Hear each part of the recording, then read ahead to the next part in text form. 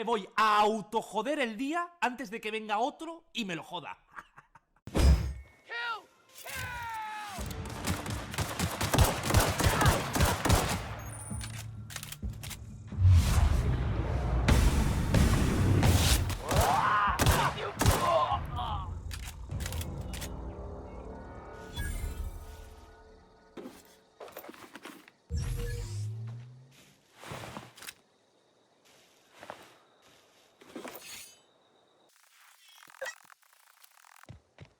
Whoa, hey, where'd you come from?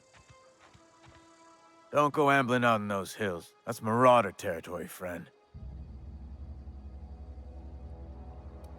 Ain't safe out here.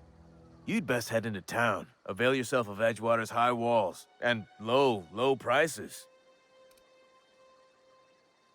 I am employed by the Retirement Department of Spacer's Choice. That's fancy talk for working in the cemetery. Name's Silas. Junior in humor for the town of Edgewater. We're all part of the Spacer's Choice family. Definitely not the junior in humor, that's for sure. If you've got business inquiries, you should stop by Reed Thompson's office. He's up in the tower above the cannery. Head into town, follow the road. Look, you obviously ain't a worker. What's your racket? You a smuggler? Freelancer?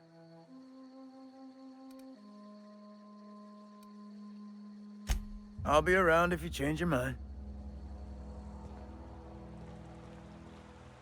I could really go for some salt tuna. Huh? What? I wasn't dozing off.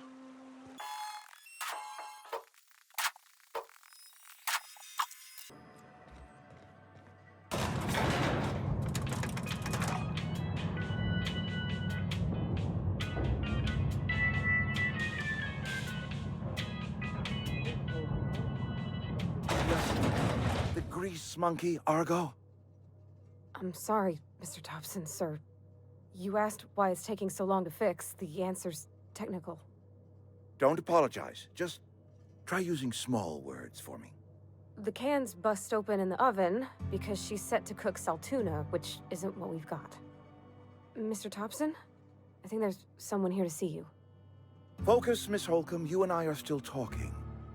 Let's start over. Walk me through the process. Show me where it's going awry. Well, sure. It's, mostly on account of what we're feeding into the mechanism. It puts food in cans. We have food, we have cans. Why won't it work like we need?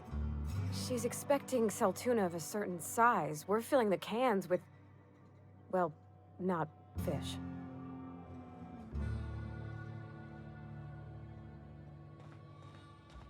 Seems we've got a guest. Really now, Parvati, I do wish you'd spoken up. I do apologize. I was given no forewarning of your arrival, or I might have welcomed you at the gates myself.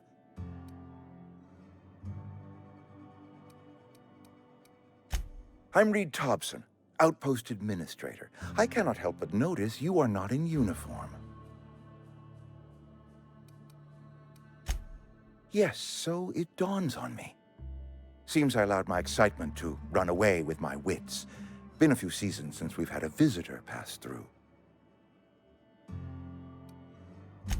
Only regulator we got is hooked up to the town transformer. Mr. Thompson ain't liable to be keen on dismantling it. I beg your pardon. I am most emphatically not keen on any such thing. I can't let you have our power regulator. But I happen to know of another one. And I happen to know exactly how you may retrieve it without frying yourself in the process. My proposition benefits the both of us. Please, hear me out. There's a power regulator in the old botanical lab. It's mostly abandoned, so all that power is being squandered. Go down to the geothermal plant. Reroute power from the botanical district over to us. Once their power's shut down, you can have their regulator and be along on your way.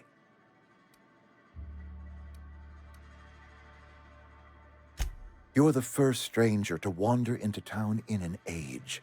Scripture tells us that nothing happens without reason.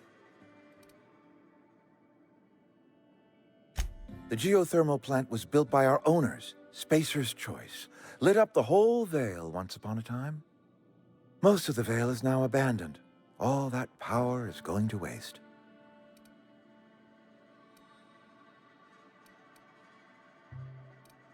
I was not entirely sure how to tell you this. The botanical labs are not legally inhabited, but there are people who live there.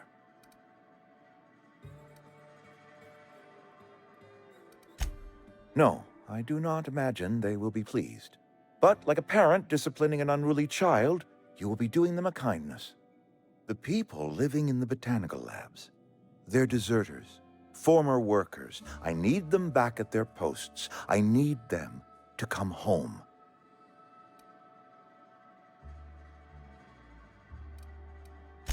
Good law, no, I don't want you killing anyone, least of all them. My hope is that by cutting off their power, you will convince those deserters to come back to town. Before you go to the plant, I want you to stop by the botanical lab. Speak to their leader, Adelaide. Tell her the power's about to go, and that it's time her band of deserters came back to town. My dad told me all about the plant. Taught me all he knew. I could come in useful. I mean, if that's all right with you, Mr. Thompson. Sir. I hesitate to part ways with Miss Holcomb, but I cannot deny that she is talented and may prove useful to you. You will need an administrative passcode in order to enter the plant. I am trusting you with mine, and trusting Miss Holcomb to guide you if you'd like. Great! I got my wrenches and diagnosticators and hairpins and engine tape, so I'm all set. Well, I am glad to hear that. Best of luck to you, and thank you again for your help. It is a lot to ask of a stranger, I know.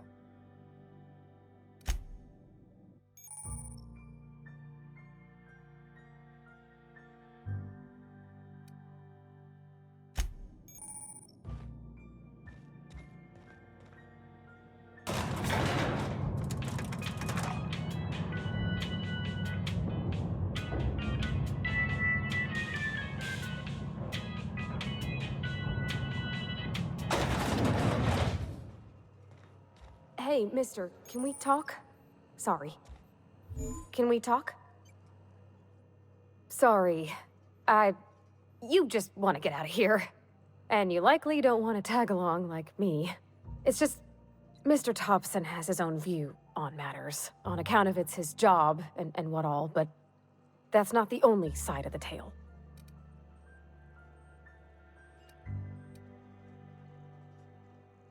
To Mr. Thompson, a person's a gear. It does its job quiet-like. If it squeaks or stutters, it gets replaced. The deserters are decent folk. I knew some of them before they left.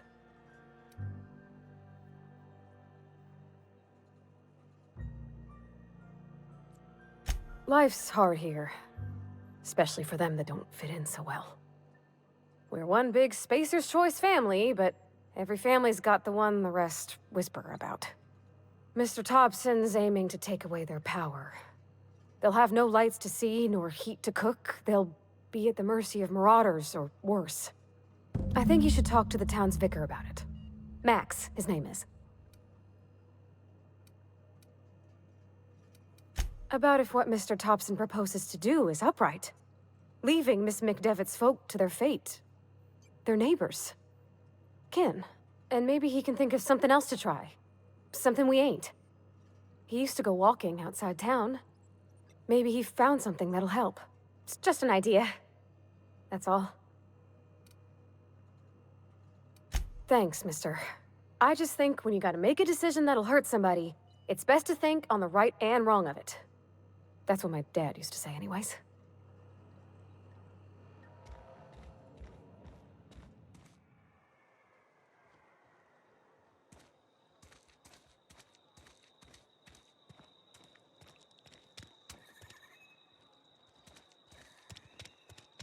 I'm sorry. I'll just be a minute. You had a minute. Next one comes out of your pay. Ease off the threats, friend. I'm going. Boss's orders. We all got quotas to make.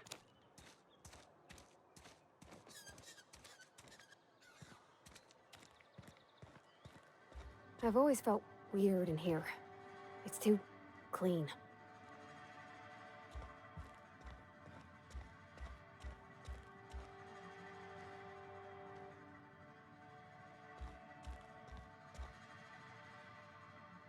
Yes, what is it? You're an outsider. Fantastic. Vicar Maximilian de Soto at your service. Or Vicar Max if you're the sort who prefers brevity. And Ms. Holcomb as well. How rare to see you out. And with a complete stranger. Curious. Just tagging along, Vicar DeSoto. Don't mind me. I so rarely get new people to talk to. Name your poison, anything at all. Spiritual counseling? This season's tossball predictions? The quickest way out of town?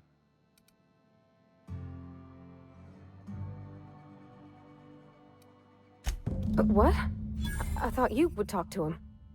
You wanted to speak to me, Ms. Holcomb? Every time I've tried to engage you in conversation, you look at the floor, answer in single words, and slink away. I can't imagine what would be so grave as to drive her to my mission. What has Mr. Thompson asked you to do?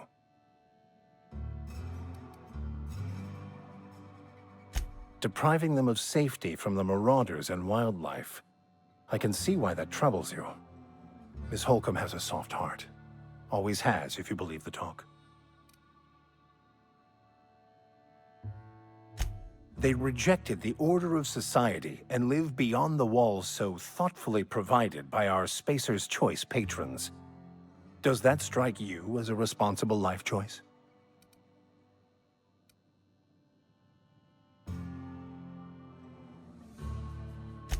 Astute. But I am here, not in the deserter camp. So that's not a variable I can account for.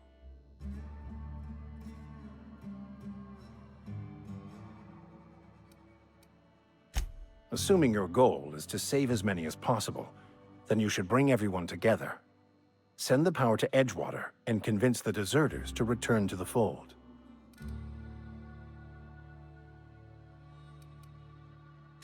If it were as easy as a few soothing words in the right ears, I'm sure it would have been done already. Consider it a challenge. If you don't mind a bit of unsolicited advice, be cautious on your way to the geothermal plant.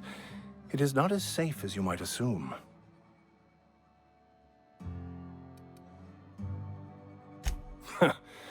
The marauders I met when I ventured outside the walls might agree with you.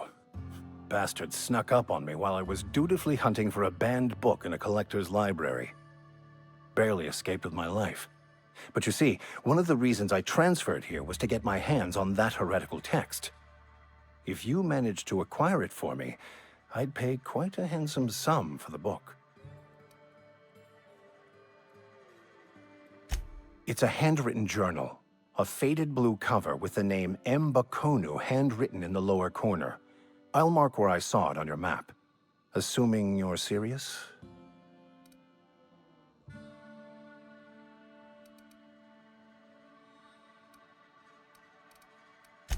Thank you.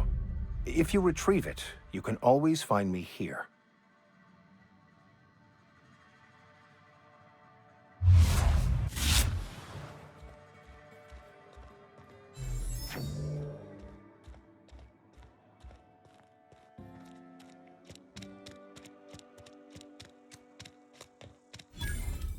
If you're falling sick, I don't want you near me. Don't worry. I wouldn't do that to you.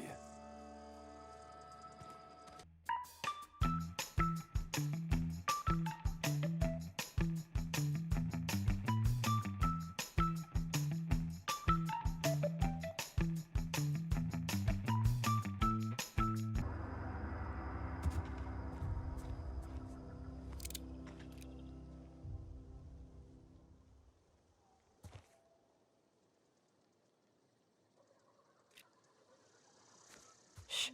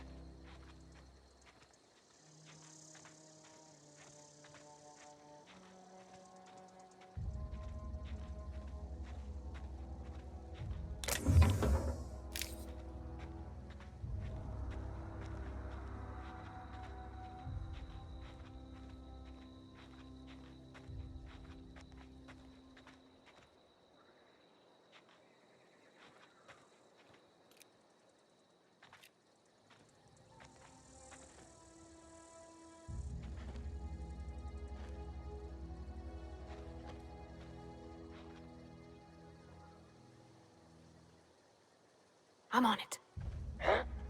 Incoming! God! Nice one! Ah!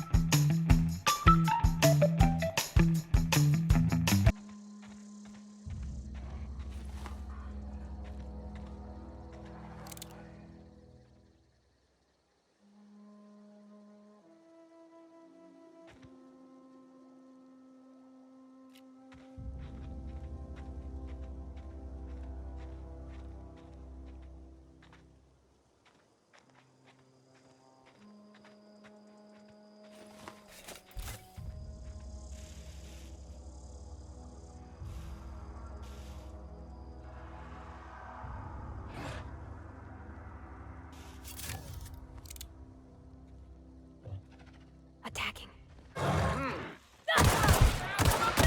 I've got a nice one! Attacking!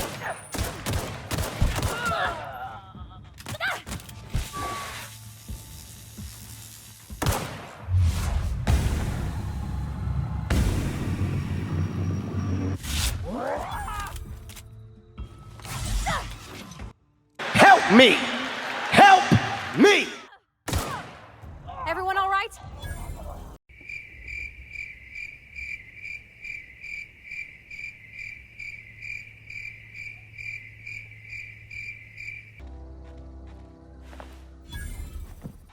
Move along, stranger.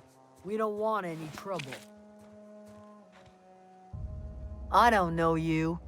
Whatever you're looking for, it ain't here. Move along. Answers, huh? You must be one of those philosophicals. Already got ourselves one of those.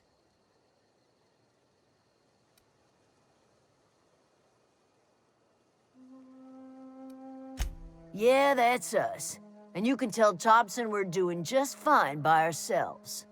If you're gonna start wandering around my camp, know that I got my sights on you.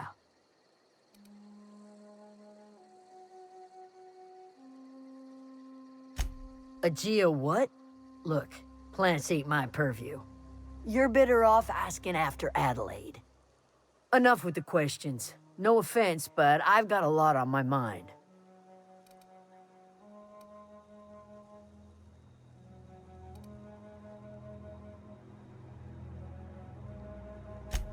Much obliged.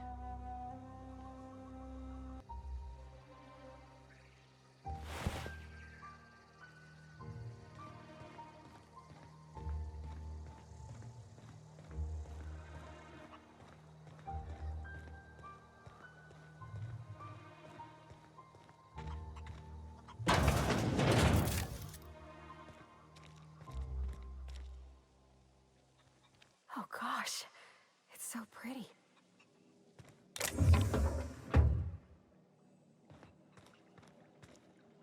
If you're hungry, there's meat turning on the spit outside. If you're bearing illness, find a place to lay your head down and I'll fetch you a poultice. Whatever your troubles with Edgewater, leave them at the gates and be welcomed here. Any questions, dear?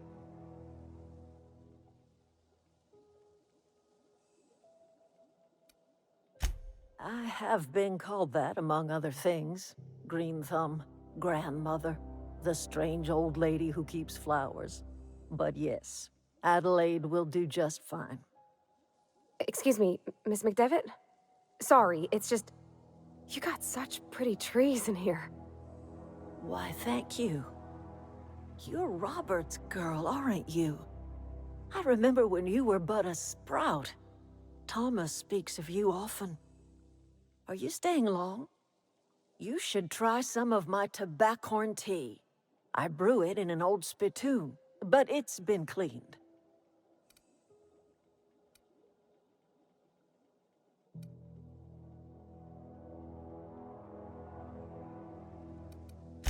A home for anyone who's ever turned their backs on Edgewater. A home for those of us with nowhere left to go and nothing to lose. So, like the spores of the puffball, cast on the wind and alighting on fresh soil, we put down new roots.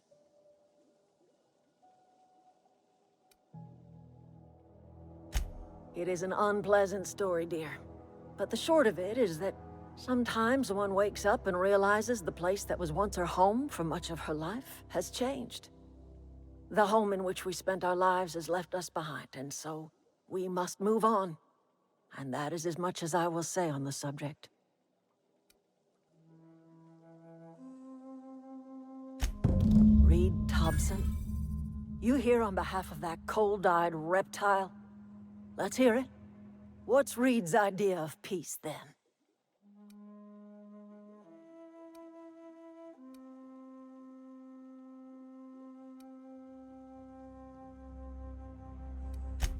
Make amends.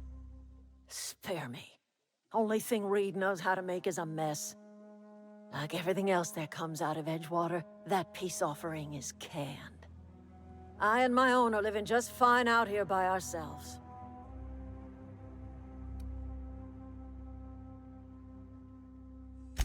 He would do such a thing. The question is, why would you agree to his plans?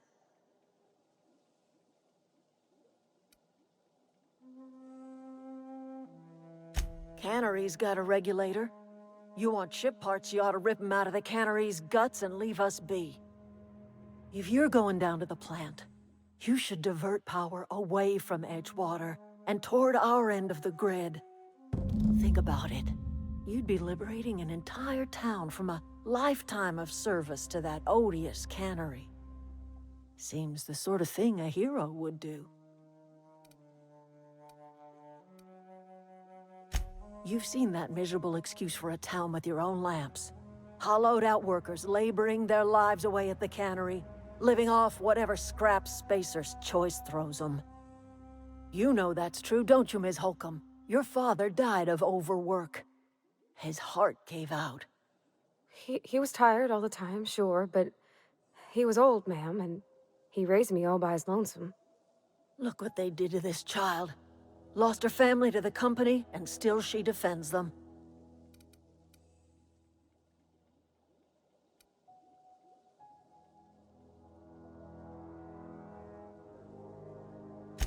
I'm all right. I ain't so fragile. That was unkind of me. I'm sorry, dear.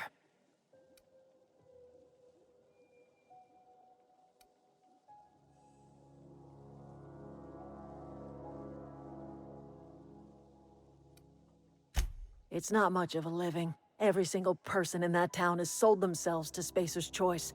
The company owns them. Body, blood, and bones. You've been there. You've seen it. All anyone ever does is toil over a cannery. They give their lives for some heartless corporation, and then they're tossed into a Spacer's Choice brand cemetery.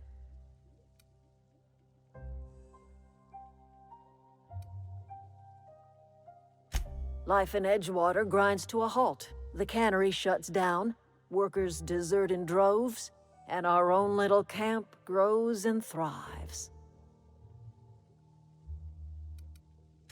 You bring power to Reed's town and you'll be killing us. Reed knows it. He's counting on it. I trust you will listen to your conscience.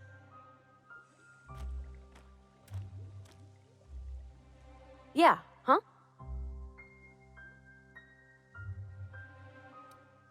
You mean about the mission being too clean? I know, but Vicker says the universe is a machine, that it runs by law. Real machines have gunked up oil, scratches, and worn bits. You can tell they've seen handling, been used by folk. The machine Vicker sees is one ain't never been run. It's not for people to live in. It's something on a museum shelf, under glass.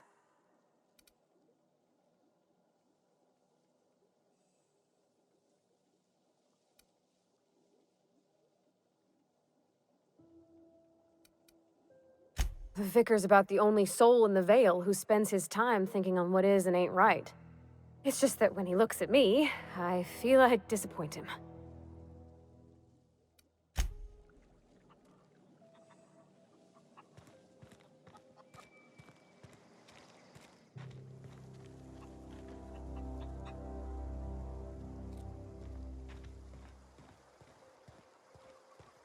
Oh, that's Thomas.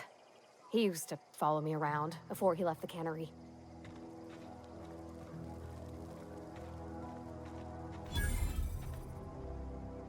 Oh, didn't see you there. I was just occupying myself with a little engineering. Whoa, Miss Parvati. Hey, you're, what, how are you? Hi, hello. Are you, are things safe out here? How are you keeping? Great, just great. I've been trying to keep stuff running, just like you. Only I'm not so...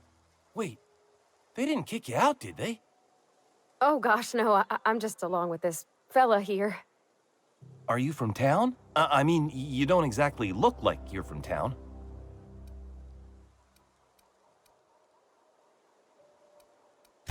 Well, what I meant was you're reasonably well armed and don't look stricken with plague. Sorry, I just wasn't sure if you were from town or if you were one of us. Something's been chewing at me, you see. Fact is, I've been, well, lying. To everybody here. Camp thinks I'm a mechanical genius, but I couldn't fix a busted chair. I'll take all the help I can get. I set my mind to learning the craft of the engineer, you see. I want to make something of myself. You ever heard of the Young Spacer's Guide to Mechanical Engineering? Comes in a set of 3. If I had my hands on one of those data pads, I could teach myself the ins and outs. Those are good. My dad kept a copy with him when he was working in the cannery. I know the old community center kept a copy. Should find another one back in town. If you could find me even one of those pads, I'd be greatly obliged.